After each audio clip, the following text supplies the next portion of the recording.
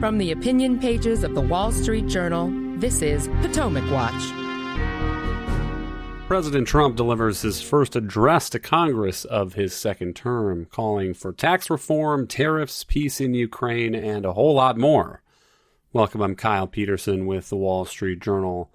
We're joined today by my colleagues, columnist Bill McGurn and editorial page writer Barton Swaim. Trump's address to the joint session of Congress on Tuesday night was the longest in history, according to the American Presidency Project, running for 99 minutes, wrapping up shortly before 11 o'clock. By the way, that is 10 minutes longer, roughly, than the guy in second place, Bill Clinton, in 2000. One of the things that stuck out in the speech to my eye, Bill, was how much of this material it felt like I had heard before. And Trump has sort of an unusual problem in that he loves the limelight. He is constantly out answering questions. He is famous for his Trump rallies. And so some of this material, some observers probably have heard before, though I grant there are probably voters who tuned in last night who are not constantly paying attention to what Trump says in these Q&As that he's holding with reporters in the White House. Bill, I wonder what stuck out to you from the speech, and how would you rate it as a presidential performance? Well, first of all, someone who's helped write 3 State of the Unions, I was much happier watching it than writing it. They tend to be a laundry list of what you're planning to do. There was a little bit of that with Trump, but I'd look at it a little differently. An address to Congress, whether it's an official State of the Union or not, is a stage, a dramatic stage. You have all 3 branches of government represented in the room. You're introduced dramatically by the sergeant at arms. So it's all designed to make the president look good. And it's not designed this way, but it can't help but make the opposition look small. Because what choices do they have? They sit there stone-faced when the president announces something good. This is both parties. So the opposition doesn't look good. It's why delivering the rebuttal is a thankless job. Anyone I cared about in my life, if they got offered that job, I would say decline it. Against the grandeur of the House of Representatives, it's just going to look puny by comparison. So with that in mind about great theater, like Trump said his Oval Office spat with Zelensky was good television. I think the State of the Union was very good dramatic setting for Trump. It was long. I'm a less is more person, but it was more disciplined than a lot of his rally speeches. He didn't really go off in tangents. He had libs sometimes, but didn't go off in tangents. And I thought he accomplished his purpose. He looked good and Democrats looked bad. One thing that also struck me is it seems like this American pageant is becoming a little bit more of a partisan rally all the time, year by year. This is one moment that maybe reflects that and probably stuck out to some listeners. This is my 5th such speech to Congress. And once again, I look at the Democrats in front of me and I realize there is absolutely nothing I can say to make them happy or to make them stand or smile or applaud. Nothing I can do. I could find a cure to the most devastating disease, a disease that would wipe out entire nations, or announce the answers to the greatest economy in history, or the stoppage of crime to the lowest levels ever recorded. And these people sitting right here will not clap, will not stand, and certainly will not cheer for these astronomical achievements. They won't do it, no matter what. Five times I've been up here. Meantime, one Democrat, Al Green, was ejected from the chamber, the House Speaker Mike Johnson pausing the speech by the president to call on the sergeant at arms after Al Green was standing there and heckling the president of the United States. And Barton, I found myself thinking that we are a long way from 2009. Remember the controversy that year when Congressman Joe Wilson, in response to something that President Barack Obama said, yelled out, "You lie." And on the audio, from the standpoint of the TV viewer at home, it was barely audible. But this was taken as an offense against decorum, which in retrospect looks a little bit quaint, I guess. Right. And if I recall, Wilson was pilloried by the press and the Democrat as an affront to democratic norms and all the rest. You know, I'm not a fan of these events and what they've become. You mentioned Bill Clinton. I remember when it was a big deal in one of his State of the Union addresses when he ad-libbed some of it. We are a long way from that. About half of last night's address, Trump was veering, at least to my ear, was veering from the script. My takeaway, though, was just how bad the Democrats looked. Bill mentioned this, the rah-rah exhibitionism of the Republicans, the chants of USA and all the rest. That's not to my taste. But compared to the Democrats, the GOP looked, I think, positively statesmanlike. The Democrats appeared aggressively glum, frowning, even when a 13-year-old brain cancer survivor got a badge from the Secret Service. They held up these ridiculous round placards reading Musk steals and faults, whatever that means. Some of them heckled Trump, as you mentioned, and Al Green was escorted out. Others, you didn't see this necessarily on camera, but others stormed out wearing shirts that said resist on it. As a television spectacle, this was Trump, the entertainer, at his strongest. As in that clip, he taunted the Democrats for refusing to applaud. Again, not to my taste, but anyone who doesn't actively hate the guy had to be inclined to chuckle a little bit. There were just a lot of moments when he was quite funny. He mentioned USAID grant going to Lesotho, if I remember, and nobody's ever heard of it, which is, it's a country, but probably a lot of viewers had not heard of it, and it was legitimately funny. So not our democracy's finest hour last night, but the Democrats really looked pretty weak and pathetic. Let's play a clip of Trump where he is talking about this effort to root out government waste at the Department of Government Efficiency. Just listen to some of the appalling waste we have already identified. $22 billion from HHS to provide free housing and cars for illegal aliens. $45 million for diversity, equity, and inclusion scholarships in Burma.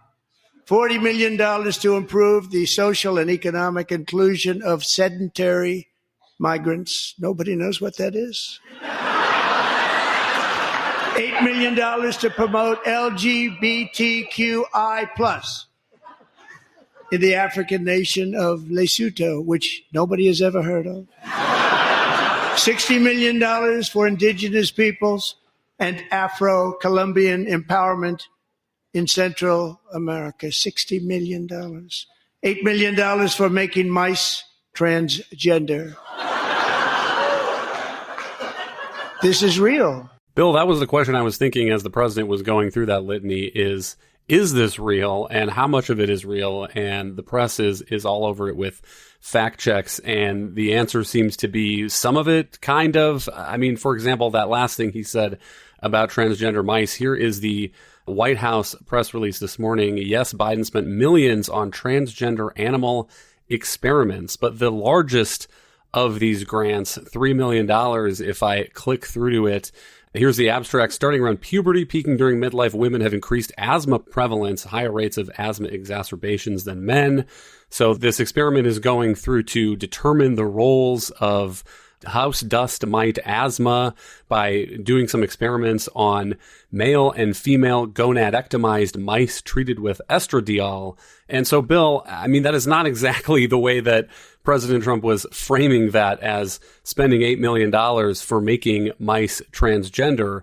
On the other hand, I tend to think this is probably pretty politically effective because the number of voters and viewers that are going to chase down all the details on those rabbit holes is not necessarily that large. And I don't think it takes a lot of effort to convince Americans that there is a lot of government grants and waste that is money that is not supposed to be spent. Yeah, I think Barton was exactly right about the speech and the dynamics.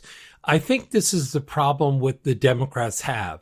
They think, aha, he got this comment wrong about transgender mice. And they give a turgid explanation of 6 paragraphs, medical, and they think, they've got him. I don't think that matters. It's so freaking what happens to Trump. Everyone nitpicks over everything because he exaggerates an awful lot. And I think they're missing the larger point. The message is Trump wants to cut wasteful spending. And the message from the Democrats is they apparently don't believe this wasteful spending and they don't want Elon Musk to do it. So I think that's a winner for Trump. Most people don't parse the speech. They look for the message. Overall, Trump was saying we're going to have a golden age. There's nothing we can't do.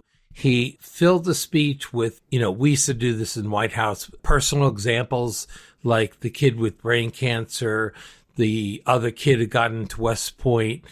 I thought it was all very effective. And the larger message, and when the Democrats just come like children, look, the best thing an opposition party can do, suck it up, politely applaud when there's something to applaud, and move on. It's forgotten in a while. Hang tight. We'll be right back.